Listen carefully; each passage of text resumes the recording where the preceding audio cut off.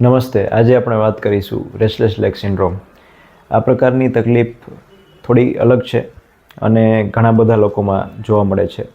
સામાન્ય લક્ષણો હોય છે, પરંતુ તેને કારણે તે વ્યક્તિ ખૂબ જ સફર થાય છે અને પરેશાની અનુભવે છે. તો તેના લક્ષણોમાં જે તે વ્યક્તિ જ્યારે આરામ કરવા જાય, એટલે કે સૂવા જાય, ત્યારે પગના જે ભાગ છે એમાં તેમને કળતર થાય છે, કવના થાય છે. ઘણી વખત છે તો એને પગને મૂવમેન્ટ આપવી પડે, ચલાવવા પડે એવું થાય છે. અને જ્યારે સૂતા હોય અને આવું બધું થાય એટલે એ તરત જ ઊભા થઈ અને ચાલવા માંડે છે.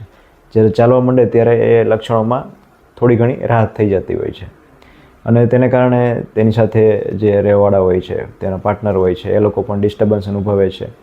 એટલે અને આના માટે ઘણા બધા ડૉક્ટરને બતાવ્યું હોય છે, રિપોર્ટ કરાવ્યો હોય છે, મોટાભાગે નોર્મલ નીકળતા હોય છે અને છતાં પણ આવી તકલીફ થયા રાખતી હોય છે. તો આ લક્ષણો જો જોવા મળે તો તેના માટેની સારવાર ઉપલબ્ધ છે.